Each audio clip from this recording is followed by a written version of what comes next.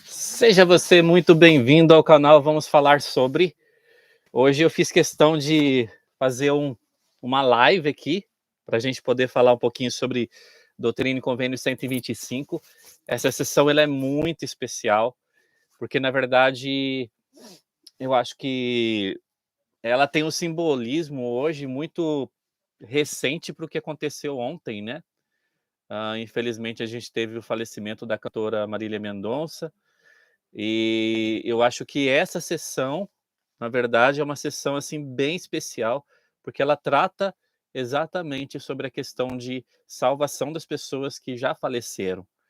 E, bom, se você já é inscrito aí no canal, não esquece aí de curtir, convidar os seus amigos e também compartilhar esse vídeo aí com a galera depois. Esse vídeo vai ficar gravado aqui no canal, ok? E também eu gostaria de indicar um canal muito especial. Na verdade, não é um canal, é um site muito especial. É sobre o site As Placas de Ouro, o jornal Placas de Ouro. E esse jornal a gente consegue ter as notícias dele sobre a igreja e tudo mais lá no canal, na verdade, na Rádio Sud. Então vale muito a pena vocês darem uma olhada depois, darem uma ouvida para ficar para ficar por dentro das notícias do que está acontecendo na igreja, ok? Bom, vamos falar um pouquinho então sobre o que nós vamos ver hoje em nossa aula. O nome dessa aula, na verdade, ela é chamada de Uma Voz de Alegria para os Vivos e para os Mortos. Vamos ver então um pouquinho da parte histórica do que estava acontecendo. Então, nessa parte histórica, a gente tem o seguinte: o profeta Joseph, ele faz seu primeiro discurso lá em 15 de agosto de 1840.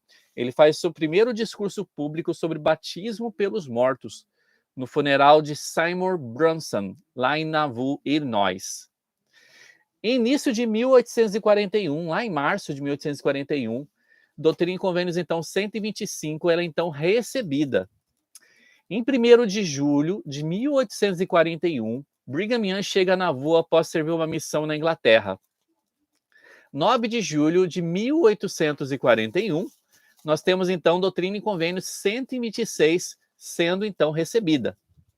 8 de novembro de 1841, então a gente está vendo que muita coisa acontece lá entre 1840 a 1842. 8 de novembro de 1841, uma pia batismal temporária é dedicada para batismos pelos mortos no subsolo do templo inacabado de Nauvoo, lá em Illinois. Agosto de 1842, para evitar ser preso ilegalmente e enviado ao Missouri, o profeta Joseph então se esconde em vários locais em Nauvoo e ao redor de Nauvoo, Illinois. 1º de setembro de 1842, o profeta Joseph dita uma carta para os membros da igreja, e essa carta está registrada, então, Doutrina e Convênios 127. 7 de setembro de 1842, o profeta Joseph dita outra carta aos membros da igreja, que está lá em Doutrina e Convênios 128. Falando então um pouquinho mais da parte histórica, depois que Brigham Young foi batizado lá em abril de 1832, ele serviu várias missões nos 9 anos subsequentes. A maioria dessas missões durou de 3 a 5 meses. Em abril de 1838, Brigham e outros membros do Quórum dos 12 foram chamados para servir missão lá em Grã-Bretanha, que exigia que eles ficassem longe de casa por muito, muito tempo. Brigham Young então partiu de Montrose, território de Iowa, para Grã-Bretanha em 14 de setembro de 1839. O que estava acontecendo nessa época, galera? Esse era um momento difícil para ele poder sair de casa, porque no verão de 1839, uma epidemia de malária tinha atingido a área, deixando Brigham Young, a sua esposa, Mary Ann, e vários de seus filhos, então, doentes ali. Mary Ann também acabara de dar à luz ao seu 4º filho. Além disso, como haviam sido expulsos do Missouri no ano anterior, eles haviam perdido a maior parte de seus bens. E quando Brigham partiu em missão, ele só conseguiu deixar para Mary Ann $2,72, só para a gente ter uma ideia, para sustentar a família. Então, durante os quase 2 anos que Brigham Young esteve na Inglaterra, Mary Ann teve dificuldades para conseguir comida suficiente e abrigo adequado para ela e para os seus filhos. Em 1º de junho de 1841, Brigham, que havia sido designado como presidente do Quórum dos 12 durante sua missão, chegou a Nauvoo para se reunir com a sua família. Então, 2 anos depois, né, que ele saiu. 8 dias depois, o profeta Joseph recebeu a revelação registrada, então, Doutrina e Convênio 126. Então, vamos dar uma olhada, então, o que ele recebeu aqui na Doutrina e Convênio 126, que foi uma revelação para Brigham Young. E lá fala o seguinte, no versículo 1 até 3. Querido e bem-amado irmão Brigham Young, em verdade assim te diz o Senhor, meu servo Brigham, não mais se requer de ti que deixes tua família como em tempos passados, porque tua oferta me é aceitável. Tendo visto o teu trabalho e tua lida nas viagens que fizeste pelo meu nome, ordeno-te, portanto, que envies minha palavra ao exterior, e zeles especialmente por tua família, de agora em diante para sempre. Vamos ver algumas coisas aqui que a gente poderia aplicar para a nossa vida também. Olha só que interessante. Não mais se requer de ti que deixes tua família, como em tempos passados. Muitas vezes não se requer da gente que nós possamos fazer alguns sacrifícios que os pioneiros tinham que fazer. Porque muitas vezes as ofertas que nós temos, elas já estão sendo aceitáveis para o Senhor. E olha que interessante que o Senhor falou para ele: eu tenho visto o teu trabalho e tua lida. Então, o Senhor, ele vê o que nós fazemos por ele. Ele está vendo o que nós estamos fazendo ou deixando de fazer. E isso que é interessante nós podemos notar. Porque ele está vendo a parte que nós estamos fazendo no nosso contrato. Ordena-te, portanto, que envies minha palavra ao exterior e zele especialmente por tua família. Então agora ele deu o mandamento para ele, ó. Agora eu quero que você zele por sua família, Brigham. Então, em maio de 1842, Liban W. Boggs, ex-governador do Missouri, que havia emitido a ordem de extermínio contra os santos, foi ferido, então, uma tentativa de assassinato. As autoridades do Missouri acusaram falsamente o profeta Joseph de contratar alguém para matar Boggs. E as autoridades do Missouri também, em Illinois, tentaram prender o profeta em Nauvoo, Illinois, e enviá-lo ao Missouri para julgamento.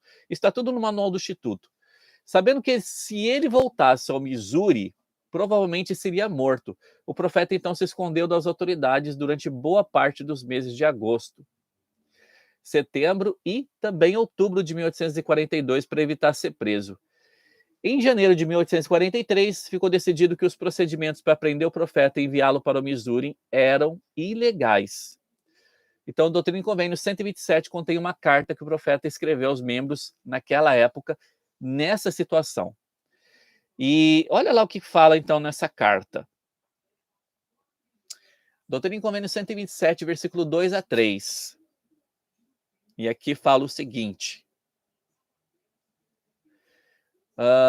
E quanto aos perigos que de mim é requerido passar, parece-me coisa pequena, pois a inveja e a ira dos homens têm me acompanhado todos os dias de minha vida. E a causa parece-me um mistério, a menos que eu tenha sido ordenado desde antes da fundação do mundo para algum propósito bom ou mau, como preferides chamá-lo. Julgai por vós mesmos. Deus conhece todas as coisas, sejam boas ou más.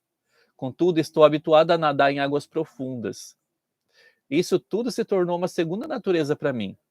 E como Paulo, glorio-me na tribulação, pois até este dia o Deus de meu pai livrou-me de todas elas. E livrar-me-á daqui em diante, pois eis que triunfarei sobre todos os meus inimigos, porque o Senhor Deus o disse. Olha lá que interessante o que estava acontecendo aqui. A gente sabe todas as perseguições que estavam acontecendo contra Joseph, o que estava acontecendo com os pioneiros, o que estava acontecendo com os membros da igreja, e a gente tem uma ideia de tudo o que estava rolando ali. Então ali Joseph resolveu escrever essa carta meio que para poder dar uma situação do que estava acontecendo para os membros da igreja. E aí ele falou no versículo 3, regozijam-me, portanto, todos os santos e alegram-se muito, porque o Deus de Israel é o seu Deus, ele derramará uma justa recompensa sobre a cabeça de todos os seus opressores. Então, de Doutrina e Convênios 127, do versículo 4 até o 12, o que acontece lá? O profeta ele explica aos santos que o trabalho ele deveria ser acelerado para que a construção do templo de Navu fosse feita. E ele também incluiu lá instruções que o Senhor lhe dera sobre o batismo pelos mortos. E isso, então, se encontra em Doutrina e Convênios 127, de 5 a 7. E ele falou o seguinte: e também vos falo com relação ao batismo por vossos mortos. Em verdade, assim vos diz o Senhor a respeito dos vossos mortos. Quando um de vós for batizado por vossos mortos, que haja um registrador, e que ele seja testemunha ocular de vossos batismos, que ouça com seus ouvidos para testificar a verdade, diz o Senhor, para que todos os vossos registros sejam registrados nos céus, para que tudo que ligardes na terra seja ligado no céu, tudo que desligardes na terra seja desligado no céu.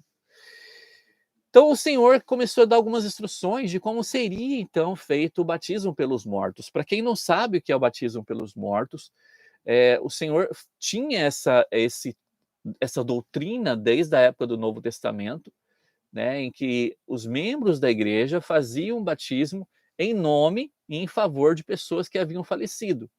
Lá no mundo espiritual, essas pessoas poderiam aceitar ou rejeitar essa ordenança, esse batismo que estava sendo feito por elas. E aqui o Senhor então está dando algumas instruções de como deveria ser feito esse batismo pelos mortos, né? E ele falou que tudo que fosse ligado na terra seria ligado no céu, e tudo que fosse desligado na terra seria desligado no céu.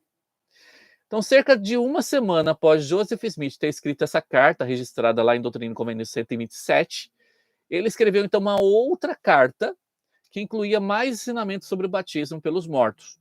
Isso está lá em Doutrina e Convênios 128. Então, do versículo 1 a 14, só para a gente fazer um resumo, a gente tem um profeta ensinando que deveriam ser nomeados registradores locais para testemunhar e registrar o batismo pelos mortos, e que um registrador geral deveria ser nomeado para compilar os registros locais em um livro geral da igreja, ou um registro, né? Ele explicou que as ordenanças realizadas e registradas na terra seriam válidas no céu por causa do poder selador que registra ou liga na terra e liga nos céus. O profeta também ensinou que a ordenança do batismo simboliza a morte e a ressurreição. Então, o Senhor também falou alguma coisa sobre ordenanças que seriam necessárias para a gente. Então, isso era uma coisa muito importante que seria estipulado a partir da construção do templo de Navu. Então, a confirmação, que inclui o recebimento do dom do Espírito Santo, a ordenação ao sacerdócio de Melquisedeque para os homens, a investidura do templo e o selamento matrimonial, casamento celestial, essas são chamadas de ordenanças de salvação. Então, lá no Doutrina e Convênios 128, versículo 15, fala o seguinte: e agora, meus amados irmãos e irmãs, eu vos asseguro que estes princípios referentes aos mortos e aos vivos não podem ser negligenciados no que tange a nossa salvação, porque a sua salvação é necessária e essencial à nossa salvação. Como diz Paulo com respeito aos pais, que eles sem nós não podem ser aperfeiçoados. Ou seja, as pessoas que faleceram não podem ser salvas sem nós. E nem podemos nós, sem os nossos mortos, sermos aperfeiçoados.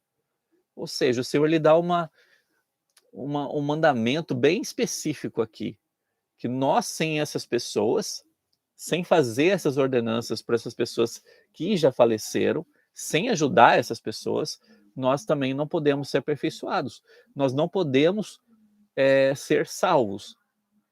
Então, isso é uma coisa realmente muito séria que o Senhor fala, porque são ordenanças necessárias para todas as pessoas. E todas as pessoas precisam ter a chance de passar por essas ordenanças. Então, vamos relembrar essas ordenanças. É a confirmação, é o batismo, né, que existe, né? O batismo, a confirmação, que inclui o recebimento do dom do Espírito Santo, ordenação ao sacerdócio de Melquisedeque, investidura do templo selamento matrimonial. Então, essas são as ordenanças de salvação. Então, se nós formos aplicar essas coisas em nossas vidas, a gente tem que pensar o seguinte: os nossos antepassados que morreram sem conhecer o Evangelho não podem progredir rumo à perfeição até que as ordenanças salvadoras sejam realizadas por eles. Então, por que, na verdade, a salvação de nossos antepassados é necessária e é essencial para a nossa salvação? Por que será que isso acontece? Por que será que a nossa salvação depende da salvação de nossos antepassados?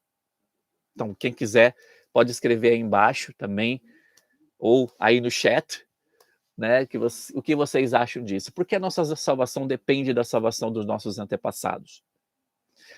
E lá em Doutrina e Convênio 128, o Senhor continua, né, no versículo 16 e 17. E agora, com relação ao batismo pelos mortos, apresentarei outra citação de Paulo, que está lá em 1 Coríntios 15, versículo 29. De outra maneira, que farão os que se batizam pelos mortos, se absolutamente os mortos não ressuscitam? Por que se batizam, então, pelos mortos? Então, essa é uma escritura bem clara, lá de Coríntios, né? Mostrando que essa ordenança já existia na época de Cristo.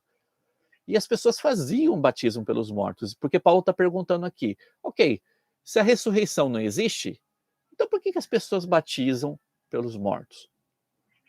E também com relação a essa citação, mencionarei outra, está lá no versículo 17, tirada de um dos profetas que tinha os olhos fitos na restauração do sacerdócio, nas glórias a serem reveladas nos últimos dias e de modo especial no mais glorioso de todos os assuntos pertencentes ao evangelho eterno, ou seja, o batismo pelos mortos. Pois Malaquias diz, no último capítulo, versículos 5 e 6, eis que vos enviarei o profeta Elias, antes que venha o grande e terrível dia do Senhor.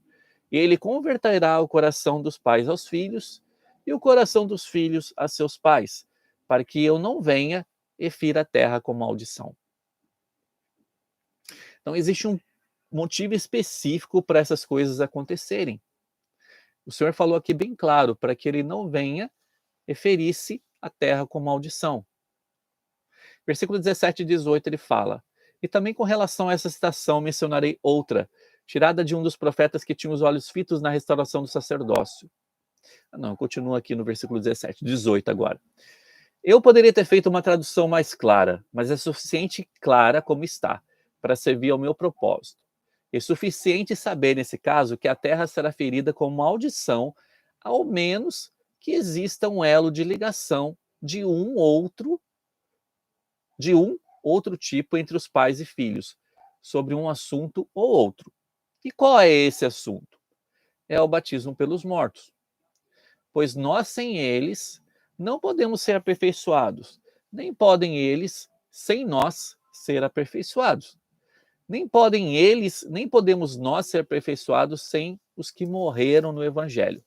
Pois é necessário na introdução da dispensação da plenitude dos tempos, dispensação essa que está começando a introduzir-se, que uma total, completa e perfeita união e fusão de dispensações e chaves e poderes e glórias ocorram e sejam reveladas desde os dias de Adão até o tempo atual.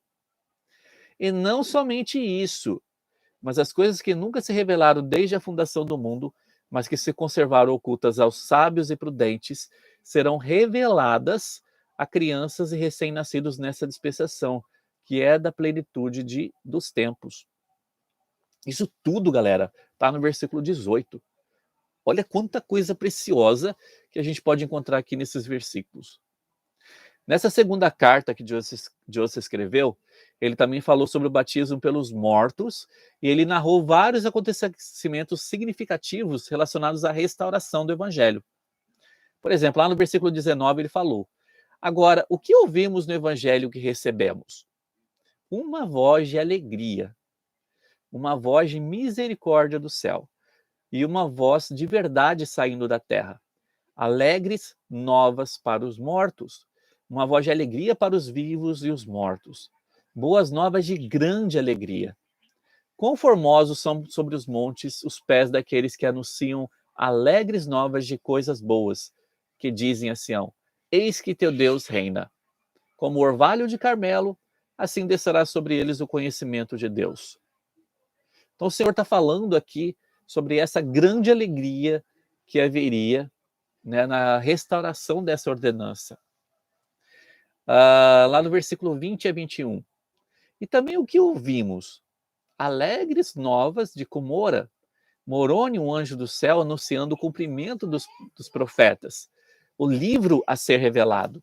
A voz do Senhor no ermo de Faiete, condado de Sêneca, anunciando as 3 testemunhas que testificaram quanto ao livro. A voz de Miguel às margens de Susquehanna, identificando o diabo quando apareceu como um anjo de luz. A voz de Pedro, Tiago, João, no ermo de Harmony, condado de Susquehanna, declarando-se possuidores das chaves do reino e da dispensação na plenitude dos tempos. E também a voz de Deus no quarto do velho pai Whitmer, em Fayette, condado de Sêneca, em várias ocasiões, em lugares diversos, durante todas as viagens e tribulações dessa igreja de Jesus Cristo. E a voz de Miguel, o arcanjo, e a voz de Gabriel e de Rafael, e de diversos anjos, de Miguel, ou seja, Adão, até o tempo atual, todos anunciando sua dispensação, seus direitos, suas chaves, suas honras, suas majestades e glória, e o poder de seu sacerdócio, dando linha sobre linha, preceito sobre preceito, um pouco aqui, um pouco ali, dando-nos consolação pela proclamação do que está para vir, confirmando nossa esperança. Quantos anjos apareceram aos Joseph Smith? Então, nesses versículos aqui, a gente tem tudo o que foi, o que apareceu para ele, né? Quais foram as verdades trazidas e restauradas para ele. Temos aqui nesses versículos aqui. Versículo 22. Irmãos, não prosseguiríamos em tão grande causa? Ide avante e não para trás. Coragem, irmãos, e avante, avante para a vitória. Regozije-se vosso coração e muito se alegre. Prorrompa a terra em canto. Entoe os mortos hinos de eterno louvor, Rei Manuel, que estabeleceu antes da fundação do mundo aquilo que nos permitiria redimi-los de sua prisão. Pois os prisioneiros serão libertados. Lembrando que a gente está falando dos prisioneiros relacionados a aqueles que estão presos no mundo espiritual, que estão em estado de prisão espiritual, por não terem recebido as ordenanças de salvação. Então, como a nossa participação na história da família e no serviço do templo pode ajudar os nossos antepassados? O que você acha? Então, escreve aí embaixo também como é que a sua participação na história da família pode ajudar os nossos antepassados. Versículo 24 fala o seguinte: Eis que o grande dia do Senhor está perto. E quem suportará o dia da sua vinda? E quem subsistirá quando ele aparecer? Pois ele é como o fogo do ouvires e como o sabão dos lavandeiros. E assentar-se-á como um fundidor e purificador de prata, e purificará os filhos de Levi, e refiná-los-á como ouro e como prata. Que nós, portanto, como igreja, como povo e como santo dos últimos dias, façamos ao Senhor uma oferta em retidão. E apresentamos em seu templo santo, quando estiver terminado, isso porque ele estava falando do templo de Navu, que seria terminado, um livro contendo os registros de nossos mortos, que seja digno de toda a aceitação. Fazemos isso hoje ao inserirmos, então, registros de nossos antepassados lá no site do Family Search da igreja, e ao realizarmos ordenanças por eles no templo. Então, quem não conhece o Family Search, você pode entrar no site, né, familysearch.org. Eu vou até deixar esse site aqui embaixo depois. E nesse site você pode dar início ao seu trabalho inserindo registros sobre os seus antepassados. Então pensa o seguinte: que bênçãos você já recebeu por participar desse serviço? Que bênçãos você já teve na sua vida por participar do processo de salvação por aqueles que já faleceram, por aqueles que já não estão entre nós. O que que nós podemos fazer para realmente ajudar esses antepassados?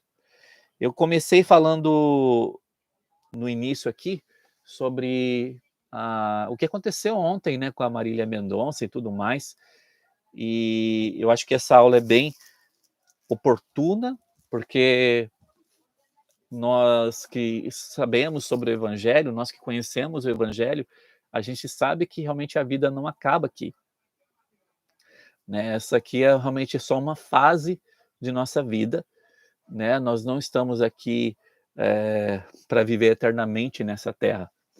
Todos nós passamos para o outro lado do véu, né? E o mundo espiritual é como se fosse uma outra dimensão para a gente, né? Só que a gente não pode ver essa outra dimensão, mas o mundo espiritual é como se fosse uma outra dimensão. E, e é bom, é muito bom saber essas verdades tão especiais relacionadas às ordenanças que nós podemos fazer por aqueles que já partiram, que já não estão entre nós. E o Senhor lhe providenciou isso por meio da expiação dele. E nós temos um papel fundamental, porque eles não podem fazer isso por eles próprios mais. Imagina, eles estão ouvindo o evangelho lá no mundo espiritual, estão tendo a chance de conhecer, de aceitar o evangelho. E nós, o que estamos fazendo por essas pessoas que estão lá no mundo espiritual? Então pensa um pouquinho no que nós podemos fazer melhor para ajudar essas pessoas. Eu preciso fazer muito mais para poder ajudar essas pessoas que já faleceram. Até por minha família, por outras pessoas também. Vamos pensar mais nessa doutrina. O presidente Gordon B. Hinckley falou o seguinte: a expiação de Jesus em prol de todos representa um grande sacrifício vicário. Ele estabeleceu o padrão no qual se tornou um procurador para toda a humanidade. Esse padrão, sobre o qual o homem pode agir em prol de outro, é seguido então nas ordenanças da casa do Senhor. Lá, servimos por aqueles que morreram sem o conhecimento do Evangelho. É deles a opção de aceitar ou rejeitar a ordenança que é realizada. Nós só precisamos fazer nossa parte. E eles têm a chance de aceitar ou não. Eles são colocados na mesma condição dos que estão aqui na Terra. Eles têm o livre-arbítrio. Os mortos recebem a mesma oportunidade que os vivos. Novamente, que provisão gloriosa e maravilhosa fez o Todo-Poderoso por intermédio de sua revelação ao seu profeta. Então, que possamos lembrar dessa citação do presidente Hinckley e que possamos lembrar que realmente essas coisas são verdades, são doutrinas especiais do Senhor. E elas fazem total diferença, tanto em nossa vida, quanto na vida daquelas pessoas que já partiram. Que possamos lembrar que podemos fazer muito mais por essas pessoas. Às vezes só precisa arregaçar um pouquinho a manga e lá e querer fazer alguma coisa. Hoje realmente nós estamos ao vivo aqui e eu gostaria de agradecer a participação aí de quem está assistindo. A gente tem ali o Miqueias, a Marli, escreveram algumas coisas aqui. A Marli escreveu: eu fiquei tão feliz quando selei minha mãe e os meus avós, mas só aí a ficha caiu, que meus bisavós mereciam essa felicidade também. Verdade, Marli. Olha, é uma coisa muito especial que nós podemos fazer por essas pessoas, né? O que elas não podem fazer por elas, né? E nós temos essa grande chance de fazer isso quando nós estamos trabalhando, fazendo essas ordenanças no templo. E a gente pode fazer, como eu falei agora há pouco, né? A gente pode trabalhar com as coisas que nós aprendemos lá no História da Família, né? E com certeza, ao fazermos nossa parte, o Senhor vai nos abençoar. Obrigado aí pela participação de todo mundo. E eu não poderia deixar de agradecer, a gente está chegando a 1000 inscritos, se eu não me engano, está com 987 inscritos já. E eu sou muito grato realmente a vocês que têm acompanhado o canal, têm compartilhado com outras pessoas, têm ajudado outras pessoas a compreenderem um pouquinho mais sobre essas coisas. Fala, Ari, tudo bom? Obrigado aí. Obrigado pela participação de todos aí no chat. Vera, Rubens, e a aula vai ficar aqui gravada, vai ficar aqui no canal. Eu espero que depois, quem não pôde assistir, possa ter a chance de assistir, tá ok? Não se esqueça de dar uma olhada também lá no jornal Placas de Ouro, tá? Eu vou deixar o link depois aqui desse canal.